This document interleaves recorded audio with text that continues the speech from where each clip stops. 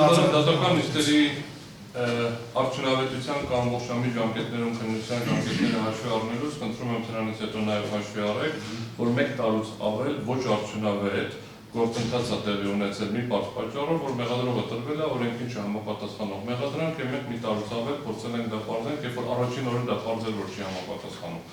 Այսինքն խնդրում եմ դա հաշվի առնենք, քանի նիստ եղավ, քանի նիստ տեղի չունեցավ, եթե գործը պետք է կարժվեր, գործը չսկսված եւ գործը 3 նիստ է լինում, ելի արդյունավետ ժամկետների խախտումով է տեղի ունենում։ Կխնդրեմ ժամկետը հաշվի առնելուց, հաշվի առնել նաեւ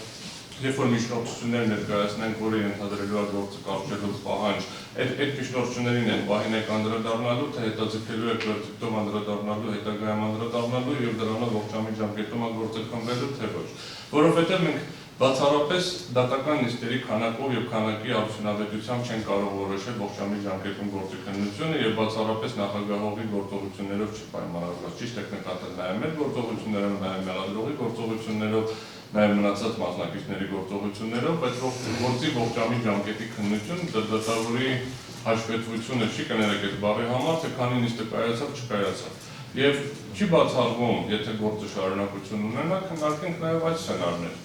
Ամիսը մի անգամ նիստ ունենանք, բայց 3-րդ տեղով, 4-րդ տեղով, եթե դա տարբերակ, որ կարող քննարկվի, եթե բոլորին համասարվի։ Բայց ամիսը մեկ անգամ նիստ նշանակելու դեպքում նվազագույն ժամկետ 8 տարի է սահմանված։ Խրարեստական բանականությունը, որ հիմա պարոն Օրբելյան,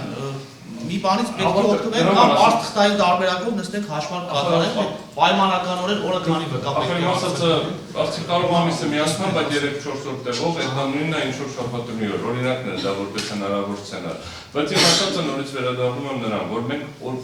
ողջամիտ ժամկետում գործի քննությունը քննարկելուց չպետք է դիտարկենք եւ իրավունք չունենք դիտարկենք, քանի նիստ կայացավ, չկայացավ, պետք է դիտարկենք, կարար այս գործը ավելի շուտ ավարտվել, թե չէ։ Եվ ես ասում եմ, այո, այս գործը կարող ավելի շուտ ավարտվել։ Այս գործը կարող ավարտվել, երբ որ առաջին օրը ներկայացվեց մեղադրանք եւ օրինակ երկու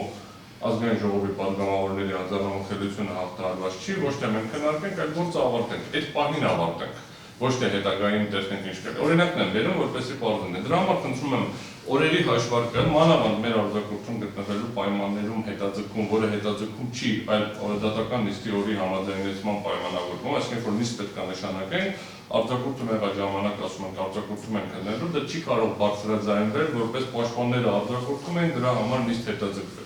Դա ակնհայտորեն պատճառ է։ Արձանագրվելու է, հաջորդ իվեն դատարանը կոնկրետ օրեր նիստ է նշանակելու, եթե շարունակի գործի քննությունը,